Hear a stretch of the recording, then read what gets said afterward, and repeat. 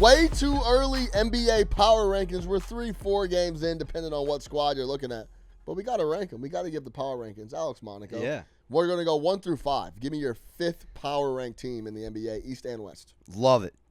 Give me the Dallas Mavericks. Okay. Number 5, Klay coming in. Just a tick under 20 points per game.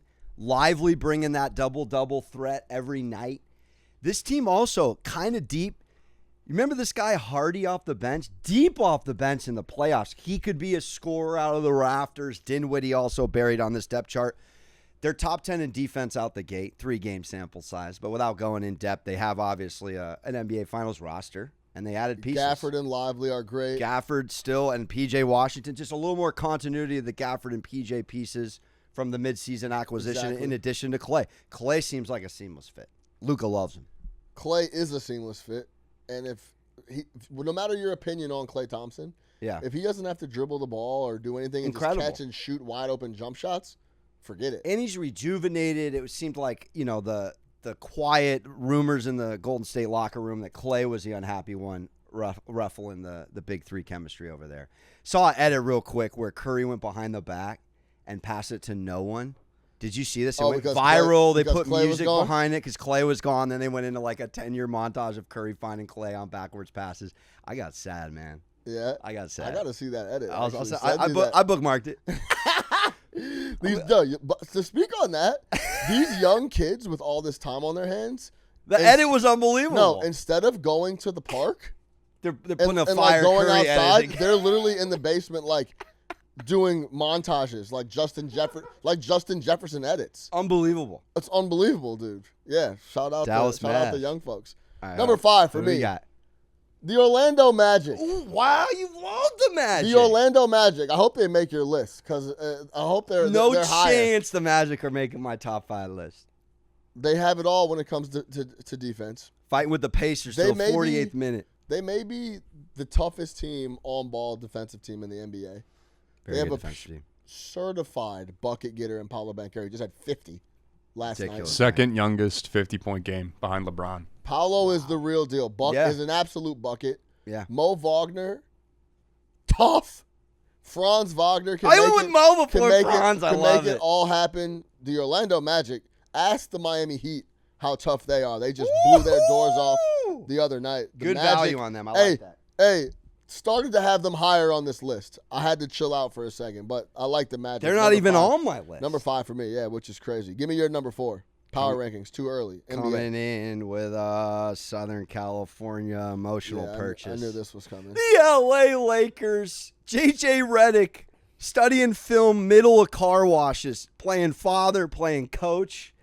Look, they just look locked in. They look like they have purpose with their roles. It's exact same team from last year, but you add in a little Connect 4. Just Reeves looks like he's already playing with newfound confidence. Reeves is awesome. The Anthony Davis 30 pieces nightly is getting ridiculous here. Different. Almost started out 4-0. The defense looks like an uptick.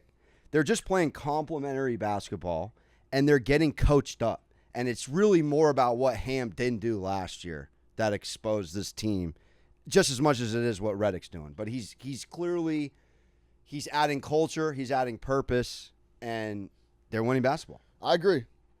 It's hard for me to disagree with you. They're my first team off the list. And I have them at 6. And last thing on it, from a betting perspective, 40-1 to win it all, 17-1 to win the West. That's going down, win by win. Take it, cash it out. Whether you rock with it all the way through the playoffs or not, that's an ROI ticket right there. Yeah, it's always been the case if Anthony Davis could stay on the floor, they were going to be powerful. 76 games last year. He's off to an unbelievable start. I'm going to slowly get you to join my side of the LA Lakers couch. Well, I'm kind of connected here. Not number 3, Phoenix Suns. All right. The time necessary to you went Mavs 4. I like it. Oh, am I on 4 right now? Oh, we go 3. Oh, I skipped 4. You skipped 4. Dallas. Well, okay. I'm on. I didn't want to. I skipped 4 in my mind go to 3 because you said 4, and I agree. The Mavs are the legitimate, the continuity piece of them coming in together and getting those that playoff experience that they got last year, and then now they get a whole offseason after coming off of playing ball in June. Luka's body's now felt what it's like to play in June that deep into the season. Kyrie kind of already had that. It's big. Experience. So, yeah, Mavs 4 for me. So, my fault. I jumped the good. gun. Hit 3. I see it now. I see it now. You saw it? Phoenix Suns. I love Number 3. This team hasn't figured out now at the moment. They looked really good against the Lakers. Yeah. It's really tough, especially when you're betting games on a week-to-week basis. I would take a look at that spot again. Suns were always going to be the side. They just played the Lakers in L.A. It was a loss. Now they get to go home. They get the home and home for each. Suns are always going to get that W at the crib, in my opinion. Bradley Beal on the floor or not. So I'm really impressed with the Suns. This is the team that we thought we would see last year, but they need time. You love yourself some Tyus Jones, too. I love Tyus Jones. He doesn't turn the ball over. He distributes, and it gets the ball. They're winning games without Devin Booker going crazy, too. So sure. I like the Phoenix Suns at number 3 for me. My bad, I'm jumping the gun. Give me your 3. I'm going Knicks. Another homer pick. Let's go, baby. This is just overall talent, top 5 roster. I think this is the 3rd best starting 5 in the NBA. They're hitting a lot of offensive top metrics here. Yeah. Obviously, having to figure it out, just continuity-wise, defensive-wise, that'll trickle in. I got them 3. This is a homer pick if I've ever seen one. Well done. That was well done. Knicks that was 3? They're 1 and 2. I'm going to go professional picks here, 2 and 1. I don't want to. And we're probably going to have the exact same 2 and 1. It should be. I'm not happy about it. So, should we say it together on 3? Sure, who do you have for number 2? 1, 2, 3. Oklahoma the City. Thunder. I feel like Look, I'm in social studies I don't know what you want, but I hate it. I hate it because they're so well built. They so well constructed. They are so well constructed. They're shooting all over the place. They had to address size for Chet because what does our guy Charles Barkley say? He's a little light in the cakes. That's what Chet Holmgren was. They go and get a guy in Hardenstein that can help him just fill out some size in that spot. He hasn't even played yet. Chet is looking like more of an anchor already, and he's going to get support now. Then you add a pure defensive dog. That jumper continues to get better and better in Alex Caruso, but he's there to get stops. Yeah.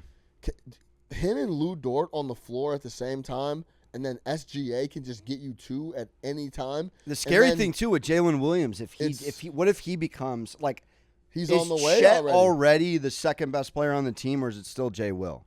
It seems like Chet's going to Chet's pass the second best season. all-around player and probably the most important, I would say. But yeah, you need guys like Jay Williams on the team, and he's unbelievable. First world basketball problems right there. They are loaded. Who's 2, Jay Will or Chet? Yes, exactly. And number 1. Really not happy about it. Yeah, I'm not happy you guys have to do this either. This. It is what it is, boys. It is what it is. When you win the title and you don't change anybody on the roster, you're probably going to be pretty good the next year. And that's exactly what we're seeing with the Boston Celtics right now. Give him a little dig, Junior Garden. They were double-digit favorites against the Milwaukee Bucks. Didn't win the first half. Don't talk to me about that live bet. I digress. Yes. Second half, turned it on, took care of business. Boston Celtics are scary at the moment, man. There's nothing else to say. Through 3-4 games, they are clearly the best team in the NBA. Yeah, the only team that can take them down is themselves. Cliche line, but very true. Not even Zingas out there. And they just – Peyton Pritchard's hitting double-digit with ease. He's coming off the bench, ready to go. It's just clearly defined roles. Potential 6-man look. Oh, that's ridiculous. All right, cut the tape. Hey. Peyton Pritchard, 6-man. I'm losing my mind. You know what's interesting? There's nothing interesting about it. If they continue to blow everybody out, he's going to play 20 minutes a game. And he just comes off and just free willy-nilly scores, and he's going to be on a team that wins 58 games, 57 games. So, willy-nilly was not – I did not – wake up thinking you were going to drop willy-nilly. That's a 5,001 prop bet right there. All right. I got Dallas, Lakers, Knicks, OKC, Junior Garden. Number 1, Boston Celtics, Oklahoma City Thunder, Suns, Mavs, Orlando Magic. Man, turn your league pass on. Orlando is the real deal. I like Orlando. Great value. He's on. It's all about finding that team like the Thunder a couple of years ago. And the market, like that line against the Heat. Pay attention. That's Chicago flow.